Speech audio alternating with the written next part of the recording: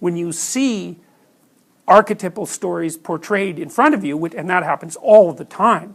I mean, all the superhero movies that have come out lately, there's, you know, hordes of them. They're tremendously expensive to make, hey? Hundreds of millions of dollars, those things. It's like, they're all predicated on archetypal themes. You know, and I think it's of great interest to note that the most expensive artifacts that human beings produce, or at least among the most expensive artifacts that we produce, are precisely movies that are computer generated to tell archetypal stories. You know, and that's also the technological process that in large part is driving computer innovation, because the most demand that's being placed on things like computer chips is actually, you know, recreating reality, CGI reality, because it's the most complicated thing to do. So it's like, what the hell? Why are we doing that? What's up with that? Why would you spend $300 million making Iron Man? You know, there's a profit motive there, obviously, but everybody will go see it. It's like, what's up with you people? You know, you go see some dingbat in a metal suit fly around in the air. You know that's not true. It's like, what are you doing at those movies? You think, well, I'm entertaining myself. It's like, yeah, right, except why is it entertaining? And why is it entertaining to all of you? And why is it entertaining to everyone? You know, there's a reason for that. So partly what we're going to find out too is what it is about stories that attract our interest and why that is. And it's not merely entertainment. It's like the most potent form of learning that we have.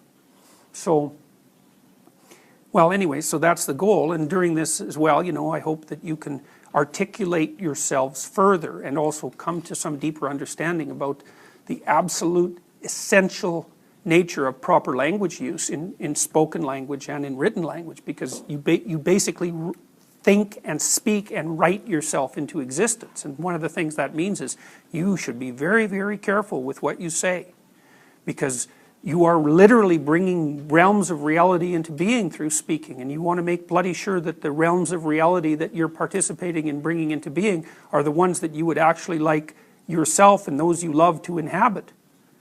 So, you know, it's a...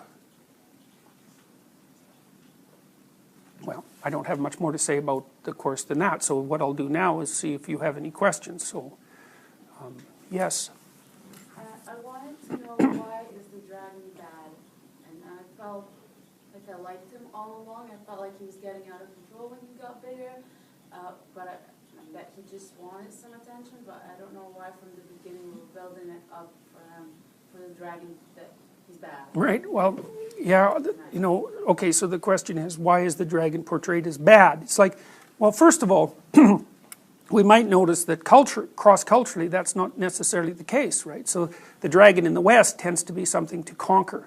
And it's something to be conquered and the treasure to be taken. But in the East, particularly among the Chinese, the dragon is something that's positive.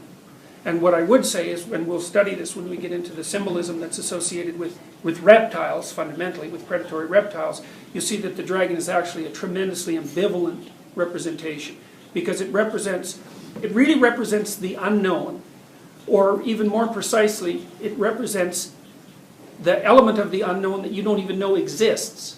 You know, because sometimes something unexpected could happen to you, but you can understand it when it happens. But sometimes something unexpected happens to you, and it's so unexpected that you can't even conceptualize it. I would say when the Twin Towers fell in New York, that was an event like that. It's really outside the domain of your understanding. And then there's an ambivalence about that, because you don't know the nature of the event precisely. So the predatory reptile, especially the treasure-guarding predatory reptile, stands for the potential that exists in the unknown. And that potential can be positive and negative, right? Because it's the source of all new things. But it's also the source of that which will destroy you. And so it's a very paradoxical entity. Now, one more thing. So the story implies that there's an optimal size of dragon. And I would say, well, your nervous systems are actually tuned to detect the optimal size of dragons. We'll talk about this in great detail as we go through the biology of anxiety and disgust, as it turns out, which is something I've learned more about recently. You know how you can, sometimes if you're engaged in a task, let's say a cognitive task, you can find it overwhelming. It's right, something you're having a very difficult time understanding, and maybe you even wonder if you're up to it. Okay, so you might say, well, your nervous system is indicating to you that that's a threat. And then other times you'll be dealing, say, with a cognitive task that's beneath your abilities. And so it's easy and you get bored. So then you'll be dealing with a cognitive task that it's like Goldilocks and the Three Bears, right? The temperature is just right.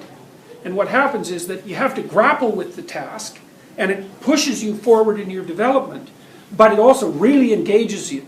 So you're tied right into it. It's really easy to remember and understand, and you make progress, and it's difficult and energy demanding, but you're completely captivated by the process.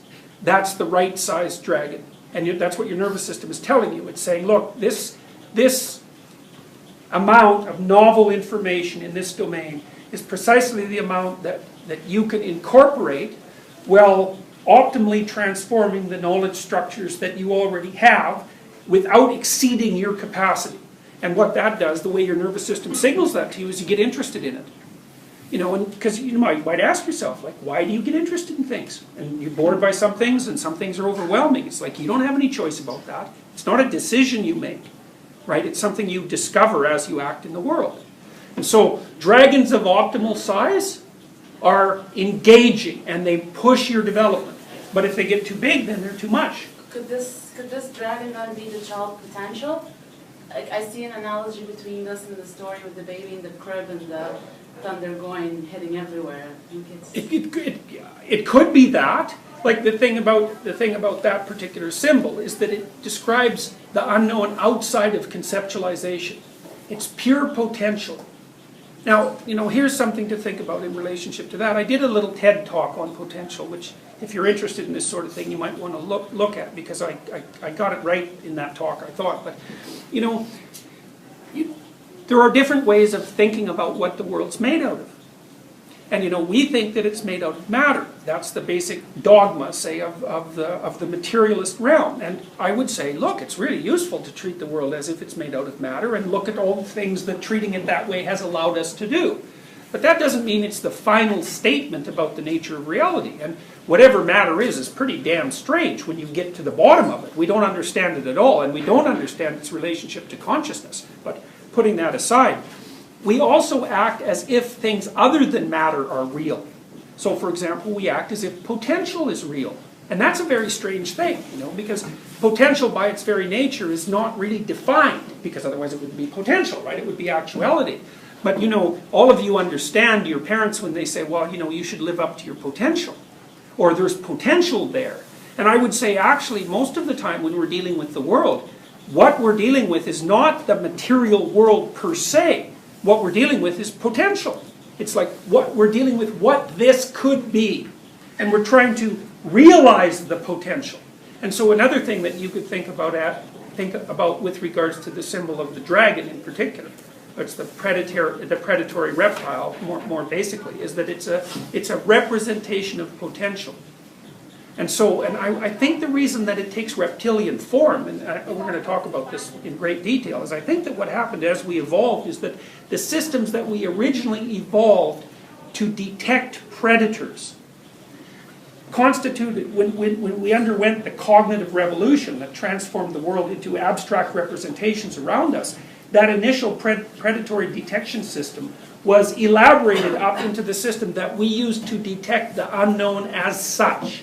But, you know, because it's evolution, the fundamental elements that evolved over the course of evolution remained intact. We're using the same systems. And that system has a language. And so the language is something like, well, the unexpected event is sort of like the snake in the grass, which is perfectly reasonable. You can think about it as a metaphor. I think it's deeper than a metaphor, but you can think about it as a metaphor. And I would say, well, there are we have optimal sized adversaries. And I don't think you can live without an optimal sized adversary, which is also it's a very interesting idea, because, you know, one of the things that people always ask, this is a very metaphysical discussion, is, you know, why there has to be evil and horror in the world. It's like, well, it's not clear to me that the world could be constituted in the manner that it's constituted in any acceptable way if there were no adversaries.